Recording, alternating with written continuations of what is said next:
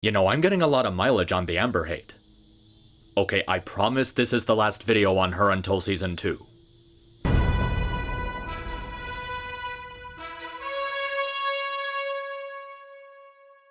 For those who may not know, I've been on a huge kick with the Amazon Prime series Invincible. Based on the comic book series by Robert Kirkman, this show has quickly become one of the most talked about this year, not just as an adaptation, but also as an individual cartoon.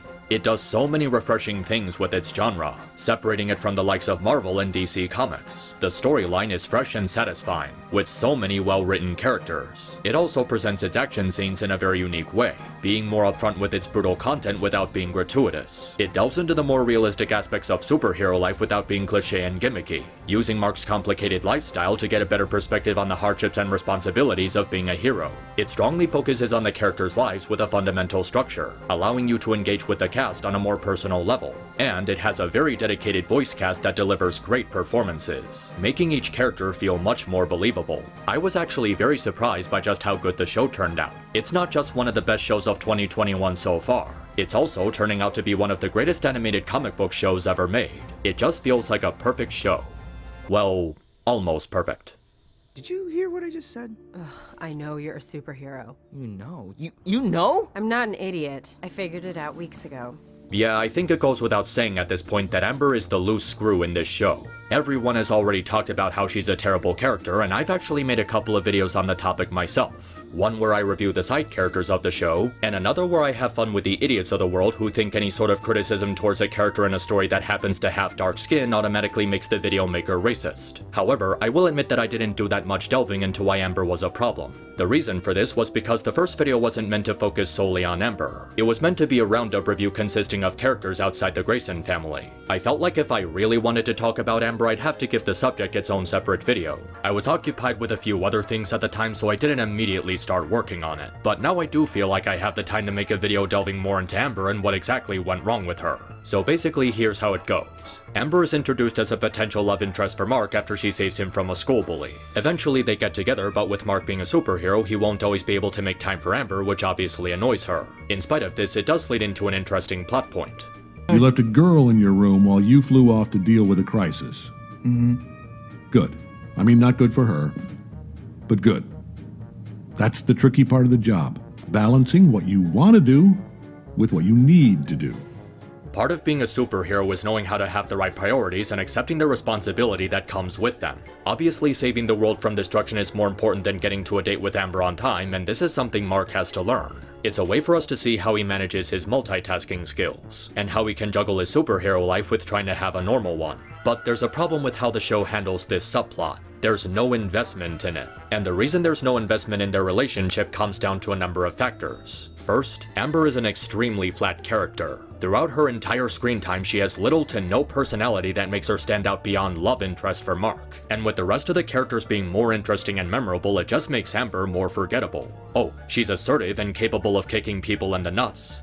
And that's about it. I'm serious, I've watched this show several times since my first viewing of Season 1, and I still struggle to remember any personality traits beyond tough-talking black woman. Because of this, there's no real chemistry between her and Mark. Mark completely outweighs her in terms of personality, which creates a strong sense of imbalance in their dynamic. And she doesn't do anything significant that couldn't have been done if Mark was dating some other girl. So okay, Amber is just a bland love interest. There's nothing really worth getting upset about, right?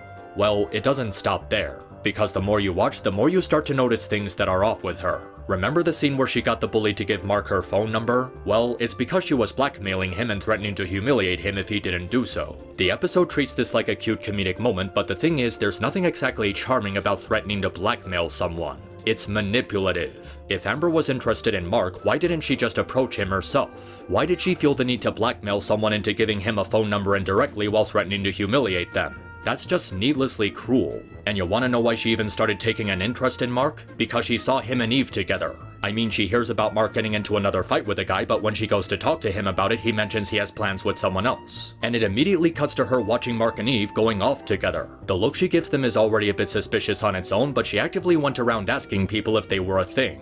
I mean, why did she feel the need to butt into their business? And if Amber was curious, couldn't she have asked Mark herself if they were dating? It's really not that hard. Not only was she incapable of going to Mark directly to ask about a date, but also to ask if he was dating someone else. So what I'm getting from this is that Amber went out of her way to blackmail someone and manipulate them into getting Mark to go on a date with her because she was jealous of Eve.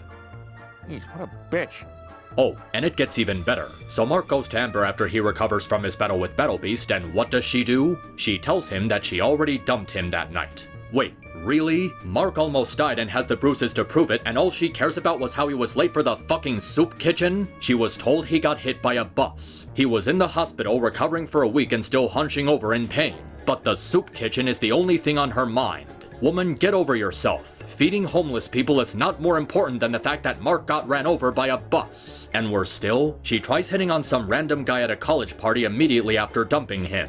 Why is this a problem? Because it makes her look like a giant hypocrite. She constantly rails on Mark about how he doesn't value her, but she clearly doesn't value him all that much considering how quickly she was willing to jump ship. She doesn't even wait a full day after their breakup before she tries to bang a college frat guy. And the only reason she stops pursuing him is because she finds out he already has a girlfriend. So she was clearly just looking for a rebound guy to feel better about how she dumped Mark. And of course, you have the scene where she reveals to Mark that she knew he was invincible for weeks. Weeks. As in longer than the time it took for him to recover from his fight with Battle Beast, on top of preventing a meteor from crashing into the Earth and fighting a supervillain who was attacking the city. She was fully aware of all the crazy stuff he's been going through and how he just saved them from getting attacked by a cyborg, but insists that he was in the wrong because he wouldn't tell her about his secret identity. Oh, and she was also aware of him being a superhero when she confronted him about being late to dinner with her mom. So, was all of this just a stupid test to see if he was willing to be honest with her about his secret identity? You know, it's bad enough that Amber got upset with Mark for wanting to keep his secret identity, you know, a secret. But when you put that scene back to back with stuff like this... I'd basically already dumped you that night. This... You said you wanted to start over. You said that. You promised. And this... Amber, I'm in... I don't think Mark being honest with you about his secret identity is the problem here. And you wanna know what the icing on the cake is? She only goes back to him after he got the shit beaten out of him, was left in a hospital for weeks, and after finding out Nolan was lying to him his entire life. No, the timing of this is far too perfect to be just a coincidence. She is absolutely making a move on Mark while he's in a vulnerable state of mind. Alright, Mark just found out his father is a genocidal galactic tyrant who manipulated him and beat him within an inch of his life, and just saw his mother being heartbroken about finding out her husband was a monster. This is the perfect opportunity to take advantage of his emotions. I hate you so much.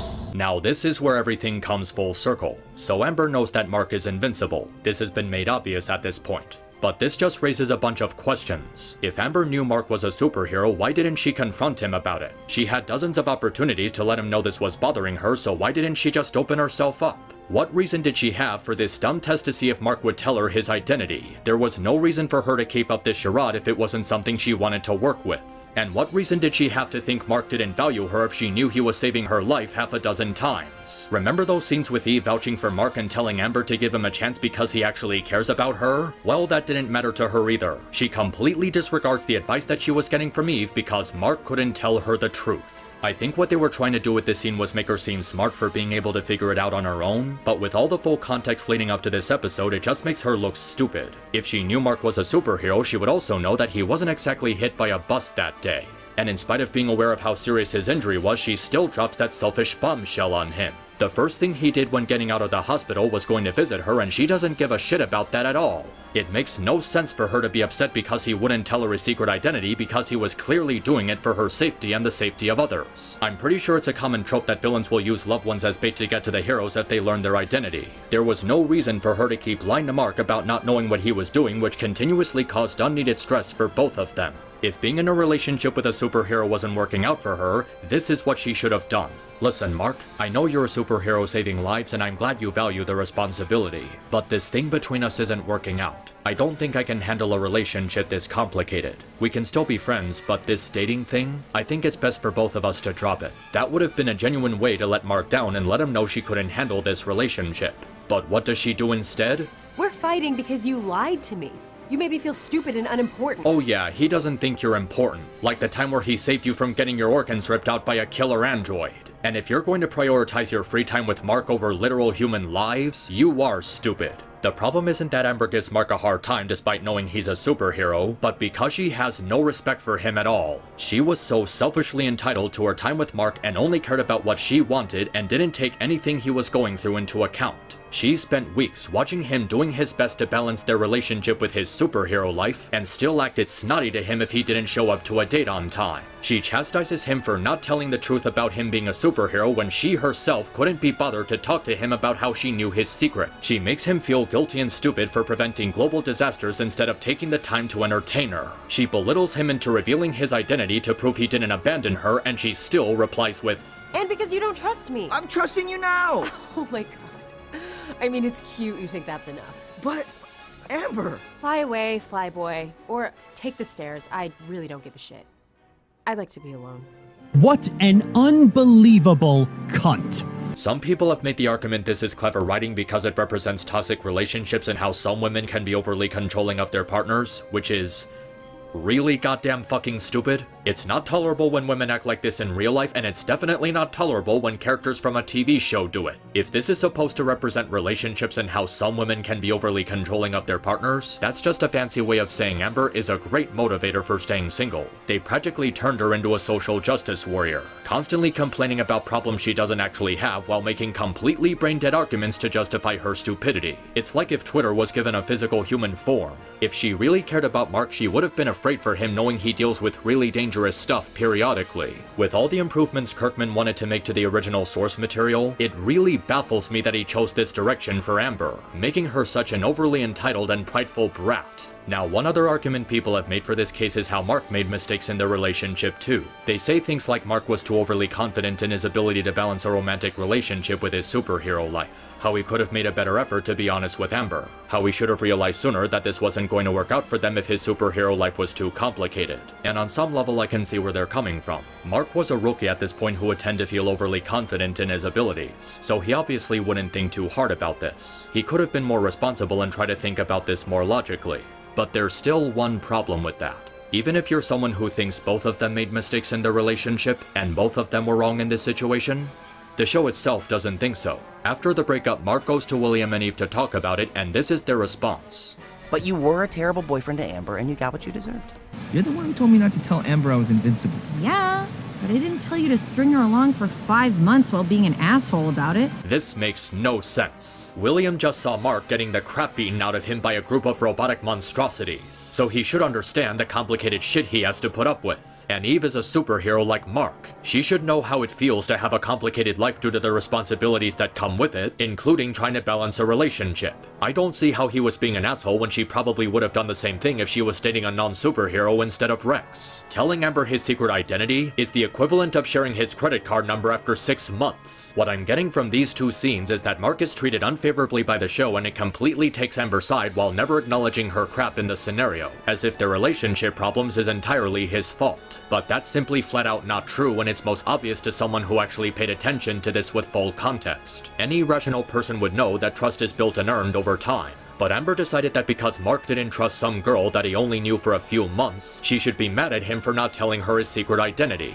She knows he was saving lives, preventing global disasters, and that it wasn't exactly a bus that put him in the hospital. If Amber knew about it for weeks, then she should have confronted him instead of stringing him along, and then getting mad that he never told her while showing absolutely no regard for his circumstances. And even beyond that, there were signs that she was a toxic person even before episode 7. Remember how I said she was jealous of Eve? She only jumped on the relationship because she heard rumors of Mark going out with another girl. And on top of that, she threatened to blackmail someone if he didn't do what he was told. Yeah, he was being a jerk, but he didn't do anything warranting of being blackmailed like this. And remember the scene where she goes back to Mark after the battle with Nolan, taking advantage of him while he's emotionally vulnerable? She didn't go back to him because of a better understanding of the danger he goes through. She only went back to him because now she thinks they relate over being lied to. Looks like I wasn't the only person being lied to. Oh well, thank God Nolan was lying to Mark his entire life, otherwise Amber would have never forgiven him. If you want to make the argument that Mark was being a bad boyfriend, Amber was being an even worse girlfriend. She's obnoxiously entitled and thinks something is owed to her to the point of butting in on Eve's business. She's creepy and manipulative with how she threatened to blackmail someone. She doesn't give a shit about Mark's responsibilities as a superhero and only goes back to him when she sees how she wasn't the only one being lied to. She thinks her problems are more important than Mark's with no desire to learn about or understand his. She makes him feel bad for doing something that any other person would have done in his situation. She plays the victim card, acting like she's not being treated with any respect despite that Mark never did anything with any malice towards her. And for all the time she spent complaining about how Mark wasn't being loyal to their relationship, she was instantly willing to bang a random frat guy that she only knew for 20 minutes after a couple of drinks at a college party. If Mark and Amber got married and he was off doing superhero stuff and she was getting mad at him for not spending enough time with her, tell me she's not the type who would start cheating on him and having sex with another guy behind his back. Amber's frustration with Mark never comes from a place of understanding to the point where it feels like she wants 100% control over the relationship and not letting Mark have a say in things. That is not a woman you stay with. That is a woman that you break up with immediately. I could talk about how Amber was actually white in the comics and how she reacted differently to Mark being a superhero, but I feel like it would be a moot point. Even if you didn't make that comparison, Amber in the show would still be a terrible character. And even if you were to put all of that aside, it's still the same stupid shit that you've seen from every other time a story does this. It's a trope as old as dirt. The guy is a superhero and he gets into some wacky antics because he's keeping it a secret from his girlfriend and he doesn't know how to tell her about it. And the icing on the cake? It takes place at high school. Literally the oldest trick in the book. And I might have been okay with it if it wasn't for the fact that this stupid subplot takes up 3 episodes of content. Nearly half the season is devoted to Mark getting into arguments with Amber over his superhero life. Couldn't you have used that time to develop other plot points? Debbie and Cecil investigating the murders, Nolan's inner conflict between his loyalty to his family and his loyalty to Viltrum, the new Guardians training and trying to improve their teamwork, Rudy's relationship with Monster Girl. There's far more interesting storylines going on with far more engaging characters that are far more worthy of people's time than Amber. We don't want this stereotypical high school drama bullshit we don't care about. Maybe this could have worked if Amber was written with just a little bit more intelligence, but she wasn't. And what we got is without question the worst element of Invincible's first season. A boring romance with a dumbass broad who's only there to make Eve look better for Mark in comparison. And all I gotta say is, they couldn't get together soon enough. Thanks for checking out my review. If you liked what you saw here and would like to support me, feel free to check out my Patreon in the description. Every little bit helps and I always appreciate those who support my work. Until next time, stay cool.